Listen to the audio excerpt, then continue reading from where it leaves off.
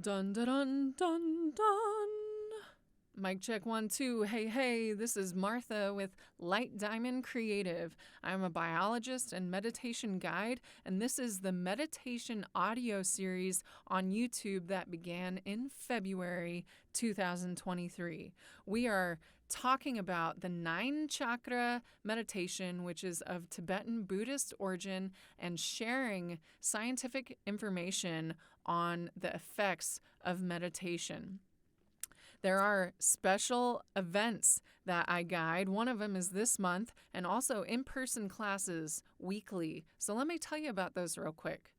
If you are in the Northwest Arkansas area, you can find in-person meditation classes with me in Fayetteville at the Human Experience on Wednesday and Thursday evenings at 7:30. Meditation classes are 75 minutes. You can find more information online, www.thehumanexperience-llc.com. There are also in-person meditation classes in Eureka Springs at the Eureka Springs Community Center. Those classes are on Fridays and Saturdays at 11 a.m. They are hour-long classes. You can find more information about them at www.escommunity.org. The special event, this month's special event is going to be awesome. It is called the Empath Development Workshop. The Empath Development Workshop is exactly what it sounds like.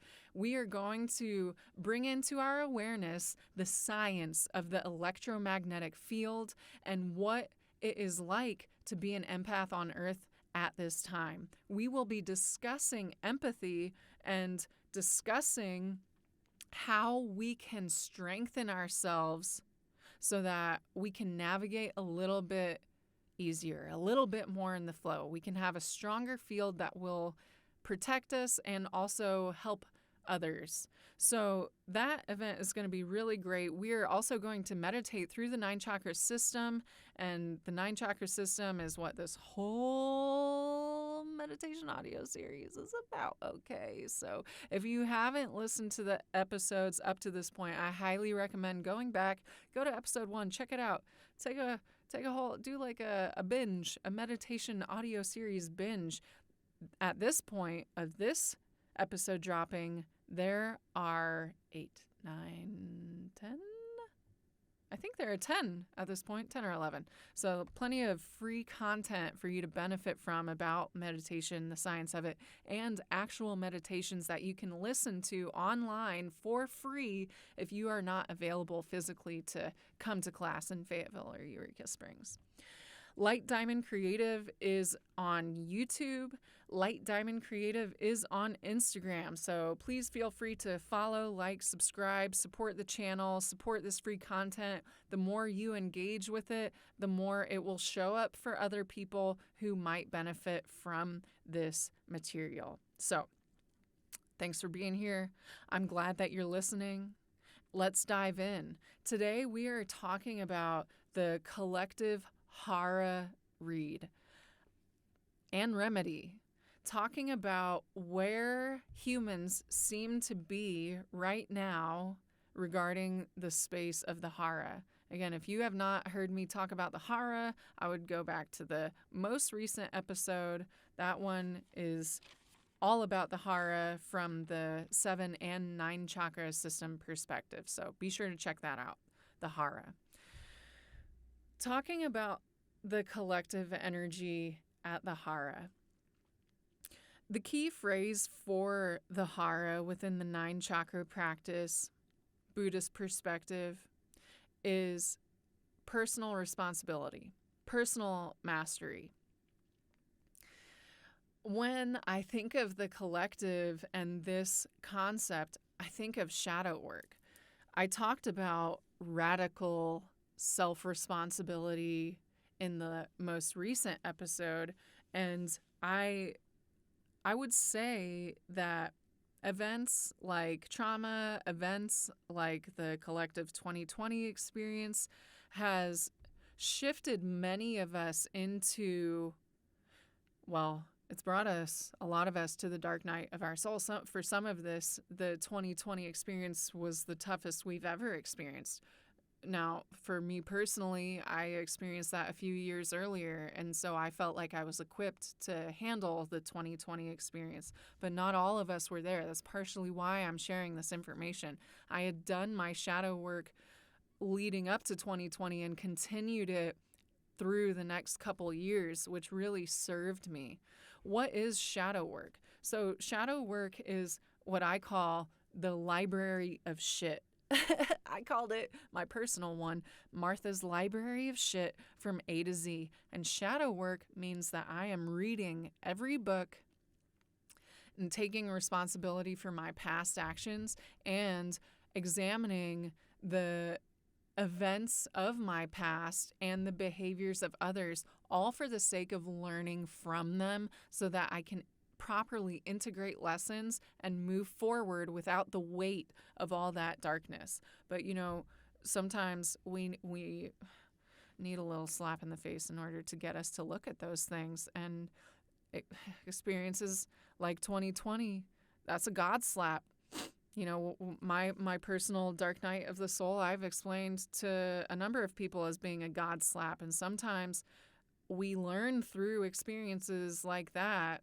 We turn around and go in a new direction because of experiences like that. And we really needed to turn around and go in a new direction. And part of that direction is accepting responsibility, Hara, 9 chakra practice, accepting responsibility for our lives up to this point. That is shadow work. How can I evaluate what went on? How can I evaluate my interactions with the world and the world's interactions, people's interactions with me? How can I look at all that information so that I can really do some deep analysis and decide how I will use that information to benefit me moving forward? And sometimes this means looking at our mistakes. What mistakes have I made up to this point? This is something we can ask ourselves. It's not a question to be afraid of. It's a question that really serves us. What are my mistakes? How can I prevent myself from engaging in that way again so that I do not accumulate this karma? That's one way to look at it. Shadow work is a way of neutralizing karma so that we don't ride the same cycle over and over and over again, and instead learn the lessons so that we can get off that karmic wheel and move on to the next level. I would say that collectively, we are in a period of either denial or doing shadow work. I'm sure there's some other space we could be in. I don't like to categorize things as there are 2 types of people in this world. There are people who do shadow work and people who are in denial. I don't like to do that, but right now, that's pretty much the 2 general directions I can think of. We're either in denial or we're working on ourselves because we became so God-slapped that it's time to move in a new direction using what we've learned up to this point. The Hara physically is also an energetic space of the digestive system, the small and large intestine. When we think of the Hara and the visualization within the meditation that is the core of our being an antenna, an energy flowing in, energy flowing out, lightning shooting in, lightning shooting out. When I think of the collective and the digestive system and this visual of energy flow coming in, going out, I think of the collective and the standard American diet. Now, I do want to express to you that if you are consuming the standard American diet, I get it. We've been programmed from a young age. There's a large population here, too. And to shift into totally clean eating is a journey and it is a process. And if you don't want to do it, then that's just what it is. However, I do perceive collective Hara energy being negatively influenced by the standard American diet. And when I say standard American diet, I mean a lot of meat, a lot of cheese, dairy, soft drinks, and not very much water, not very much greens, not very much fruit, not very many electric foods. If you know Dr. Sebi, he really emphasizes electric foods. These are plants, these are herbs, these are fruits, vegetables that have electric energy because they are living and not living like the animal that just got slaughtered for you to eat, but living like a organism that can replenish itself over and over. You know, if you eat a fruit, the plant doesn't die. I just got to throw this in there about plants. Plant energy, plant consciousness. Plants are so prolific and intelligent that they have created something so special as a fruit, something so tasty as a fruit to give abundantly, yearly, sometimes multiple times a year, so that its seed can get spread. It gets its seed spread through abundantly giving delicious, nutritious, electric food, such as fruit, vegetables, herbs. You know, the plant doesn't die when we harvest those things from it. The plant benefits from our harvesting, which is a much different experience than what we can say for when we consume meat. Again, I'm not here to judge you if you're eating meat. I ate meat. I just became vegetarian. I stopped buying Freudian slip. I stopped buying mass-produced meat at the grocery store in June 2019, and that was the beginning of my journey. Although now I'm like 95% vegan. I don't even have taste for cheese anymore, which, you know, it took a little while for that to go away. The physical body adjusts over time, and I'm more of a person that does slow changes so that I can sustain them. That is what works for me. In any case, when it comes to the Hara and the standard American diet and collective energy, we can see ourselves as having a weak chakra collectively at this point, because so many of us are eating meat and dairy. And if you are eating that stuff, would you please be open to just me sharing this little bit of information, which is what encouraged me to stop buying meat from the grocery store in June 2019. It's not just about the treatment of the animals who are a point of consciousness, who are beings that are being traumatized, tortured, and murdered on a massive level without being able to live their life at all, you know, being imprisoned in small spaces. It's not just about that. But when these animals are killed, they are ridden with fear. They are ridden with it. This fear is present in their body when they die through the hormones that they have sent throughout their body through the bloodstream. Fear hormones, and not to mention the different vaccines and the steroids and all this stuff that are injected into the animals. Do you think that goes away before you eat it? Because it doesn't.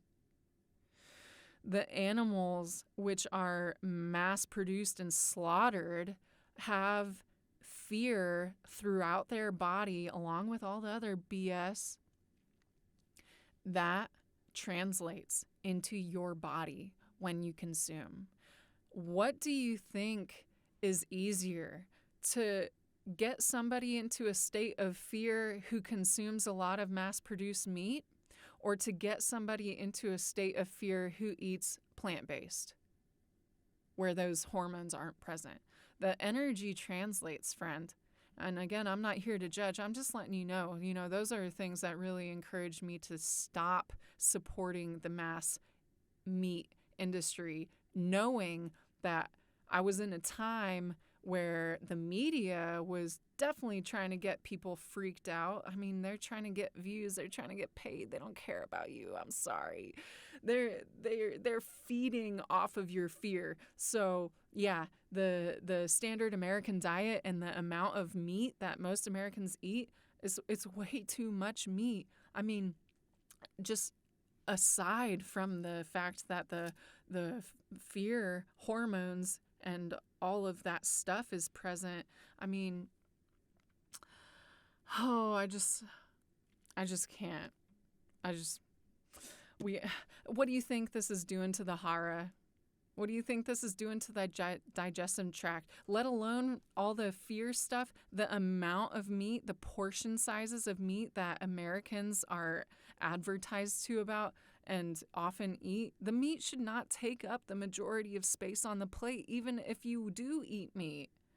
The amount of effects that has on the flow of blood through the veins is not good. The dairy, so we have an allergic reaction to dairy after a certain point. Dairy causes inflammation within the adult human body. We're only meant to have dairy for a short amount of time, and it's specialized dairy, mother's milk, or, sometimes we need substitutes. Kids need substitutes, babies need substitutes, but after a certain point, humans have actually evolved to not be tolerant to dairy products once we reach a certain age. And so if we are over consuming dairy, then we are having physical inflammation on a physiological, on a cellular level within the body. Now, I think about all that meat and all that dairy, which once you go down the journey of being plant-based, once you start that, you realize, oh my gosh, this is in everything. It's in everything. Just look around for yourself. When you go to the grocery store next time, look around. When you're getting a bag of chips, when you're getting waffle mix, when you're getting whatever you get, just look at the ingredients, okay? There is so much dairy in everything, and we wonder why America in general at large is in such poor health. It's because of these consumption patterns that have been programmed into us. That food pyramid is not correct. We have been taken advantage of by people who want us to get addicted to the food that they sell because it gives them more money. Are you aware of this already? You know what? One of the most rebellious, radical changes you can make if you think this system is effed up is to change your diet, change where you put your dollars. I know I'm getting a little ramped up out here. Please excuse the excitement, but the dietary choices of America on average are negatively impacting the functionality of energy within the Hara space. And so if we are going down a different road and choosing to ingest differently, then this positively affects the energy of our Hara. This is only chakra number 2. This is a foundational space. And so if we make some adjustments in this area, we can really reap positive benefits that are beyond what we can comprehend when we begin the journey. It's something that you just got to experience for yourself. Oh, and let's talk about consumption a little bit more because we're still in the Hara. We're still in the digestive tract. I want to talk about pharmaceuticals for a moment. I have a book I'm reading. It's called The Biology of Belief, and it's by Bruce H. Lipton, who is a PhD, and he's teaching about cellular biology and beyond. And some of the information he wrote in here I think is really important. So I'm just going to share this tidbit about the input, the consumption of pharmaceuticals and how it negatively affects our bodies. All right, here we go. Adverse drug effects, this is a quote, adverse drug effects like those contributing to the HRT controversy, which is hormone replacement therapy, are a primary reason why a leading cause of death is iatrogenic illness. Iatrogenic illness is illness resulting from medical treatment. This is saying a primary reason why a leading cause of death in the U.S. medical treatment. Do you hear that? It says iatrogenic or medical treatment illness is the third leading cause of death in this country. more than 120,000 people die from adverse effects of prescribed medications each year. That was a study in 2000. And then another study was conducted in 2003. And that study, here's another quote, that study concludes that iatrogenic illness is actually the leading cause of death in the United States, and that adverse reaction to prescription drugs are responsible for more than 300,000 deaths a year. This book also addresses the body as an energy, the electromagnetic field of not just the person as a whole, but also the field of a cell, of an individual cell, and how the electromagnetism within and around us is often unaccounted for in the contemporary medical industry. There have been issues before people like me were born about the holistic medical practitioners getting pretty much dismissed because the pharmaceutical companies who had more money didn't want people to get treated holistically because it took their customers away, okay? So this information, I hope, benefits your Hara, your second energy wheel within the 9 chakra system, because it's really important to understand that the pharmaceutical industry mostly cares about making money, and how they make most of their money is by keeping you coming back, by not solving the problem from a holistic point of view, but to keep you locked in by giving you a medication that causes you to need another medication. And then, there's the whole aspect of addiction too. We're not going to go into that, though. I'm already at 23 minutes. I'm trying to, keep it a little shorter than that, maybe another episode. But I do think it is important to bring diet and bring the awareness of pharmaceuticals into our perspective when we're considering the Hara, because of the digestion, the small, the large intestine, and this imagery of energy coming in and energy going out. What are we consuming, and how is it affecting us? And we can tell on an energetic level. And I'll just throw one more thing about the pharmaceutical industry. I mean, it's not a holistic approach. Do you know how many medical issues can be treated by behavior, a change in lifestyle? All of them. I'm willing to bet all of them. But I'm not going to go too much into it because, people who talk about this are often freaking blacklisted off YouTube. All right? Isn't that proof enough? I would say that most medical issues can be treated by changes in behavior and consumption, changes in lifestyle. And if one adopts these lifestyle practices, such as healthy eating, eating electric foods, eating plant-based, getting movement in, stimulating the brain through activities like exercise, reading, stimulating the body through exercise, there are behaviors like these that are preventative methods which keep us healthy so that we never need to walk through the door of a hospital. I'm gonna not go further into that. I will touch on this idea of accepting responsibility and the Hara and trauma and victim mentality. The Hara will be healthier when we are able to move out of victim mentality. The Hara and all chakras are affected by trauma, don't get me wrong. And people who have received traumas are victims. It's true. But what are we going to do? Stay there our whole life? You want to be in trauma mentality, victim mentality forever? That sucks. And who's going to take us out of it but ourselves and the people who can help us, who love us? We need to be the ones that accept responsibility for our role in the event so that we can learn the lessons, integrate them, apply them, and move forward in a way that prevents us from hopping back on that karmic wheel so that we have to learn it again and again. You're going to be on that wheel until you learn the lesson. And when you learn the lesson, when you integrate the lesson, when you choose to take the gold nuggets, the valuable information, and integrate it into the being moving forward, you no longer will be on that wheel. You will move to the next level of life.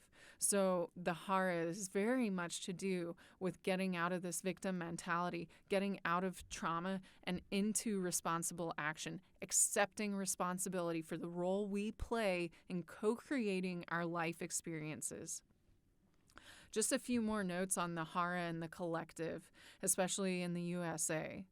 So I think of responsibility and self-mastery, and I think of jobs.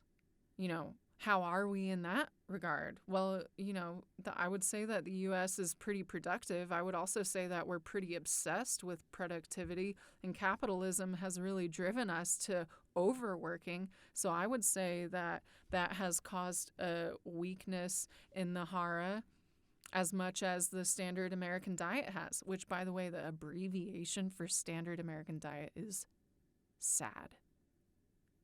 SAD, Standard American Diet, SAD. Somebody pointed that out to me the other day. I was like, oh my God. Let's talk for a moment about the Hara, personal responsibility, personal mastery, the USA collective, and the environment. I would say that a healthy collective at the Hara level takes care of their environment, takes care of their water, takes care of their food, takes care of their green space. And I know that there are certain groups of people within the US that do this, but if we compare ourselves to places like Europe, if we look at how we treat our waste, whether that is our shit, sorry, whether it's how we treat that or how we treat the waste like plastics, or how we treat scraps like food. We're throwing food into the waste when here's Sadhguru's out here taking a traipse around Europe telling people about soil rejuvenation. Meanwhile, here in the US, we're throwing all our food scraps into the trash where it can't decompose and rejuvenate the soil. Whereas if we chose to compost and put our food scraps outside, then that would be rejuvenating the land and the soil just by not throwing it in the trash and putting it on the ground instead. So I think that as a collective, we have a lot to work on in this area, especially in the relation to our environment and taking care of our environment. Now, I'd say that we are reaching a strong point in the self-love movement. I consider the Hara self-responsibility in the same arena as self-love. Can I know myself enough? Can I master myself enough to know what I need and how to love myself? Can I give myself the love that I seek from others so that I feel complete no matter what my relationships are like around me? I can buy myself flowers. I think the self-love movement is really coming up in the U.S., and that is super beautiful. And I think that will really help us strengthen the Hara, this lower half of the sacral chakra. And maybe we can use that momentum to help us in the other areas, such as overdoing it with the capitalism, or maybe it will help us. Maybe as we come to love ourselves, we'll understand love at a deeper level to the point where we are able to take care of the environment better because we're taking better care of ourselves. When I think of the Hara, this is the last note. Thanks for sticking in this long. When I think of the Hara and self-responsibility, I also think about empaths. I think about my own nature as an empath, and part of my process and journey within self-mastery is not only knowing what my responsibilities are, but knowing what they are not. Because an empath like me can get in a room and if I'm not developed enough, I can feel really overstimulated by all the energy around me. I can feel other people's feelings. Sometimes those get locked into my field to the point where I forget that they are not mine if I am not a developed empath, if I'm not practicing a strengthened field. So it's important for me and people like me as empaths to be able to discern what is me and what is not me, what is my responsibility and what is not my responsibility. Because, we can really have a lot put on us, what other people expect us. Maybe they want their responsibilities to be ours, so they expect us to do what they're supposed to do. Or maybe we're just feeling confused or over-responsible, like we need to fix everything. But I think part of a balanced and healthy Hara energy is to be able to disengage and not worry about what responsibilities do not belong to us. So in any case, this is Martha with Light Diamond Creative. Thanks for listening up to this point. I'd appreciate if you have any thoughts. Please comment below. Let me know what you think. Share the video. And I'll see you, hear you, be with you in the next episode. Peace.